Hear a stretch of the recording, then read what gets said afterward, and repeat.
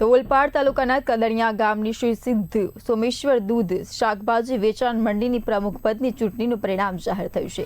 પ્રમુખ પદની ચૂંટણીમાં અશોકભાઈ પટેલે 7 મતથી ભવ્ય વિજય મેળવ્યો છે। મંડળીના બોર્ડ ઓફ ડિરેક્ટરોની બેઠકમાં પ્રમુખ પદ માટે 2 ઉમેદવાર વચ્ચે ચૂંટણી સર્જાઈ હતી, જેમાં કુલ 21 ડિરેક્ટરોએ મતદાન કર્યું હતું। ચૂંટણીમાં અશોકભાઈ પટેલનો 14 મત મળ્યા હતા, જ્યારે તેમના પ્રતિસ્પર્ધી ધર્મેન્દ્ર આહિરને 7 મત મળ્યા હતા। વિજય બાદ અશોકભાઈ પટેલે સોમેશ્વર મહાદેવ મંદિરમાં પૂજા કરી મંડળીના વિકાસ અને સભાસદોના હિતમાં કામ કરવાની ખાતરી આપી હતી। તમે પ્રમુખ તરીકે તમારી વરણી થઈ છે, ચૂંટણીમાં તમારી જીત થઈ છે, શું કહેશો?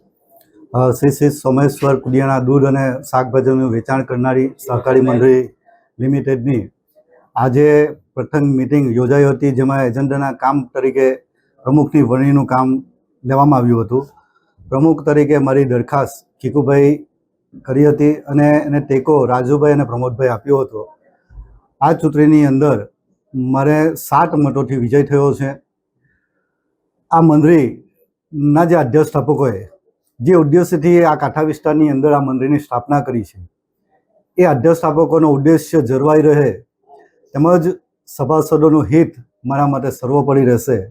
સભાસદોને જે પડતી મુશ્કેલીઓ છે, એ મુશ્કેલીઓ અમે બધા જ બોર્ડના ડિરેક્ટરો છે, એ ડિરેક્ટરો સાથે મળીને આ જે સભાસદો છે એને કઈ રીતના એનું હિત રહે અને કઈ રીતના એને પોષણ ભાવ મળી રહે તે રીતના અમે કામ કરવાના છે।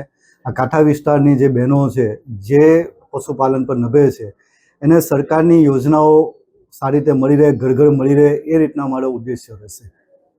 જે રીતે અગાઉ પણ આમાં કૌભાંડ માટેની જે ફરિયાદ થઈ છે, એ બાબતે શું તપાસ કરવામાં આવશે?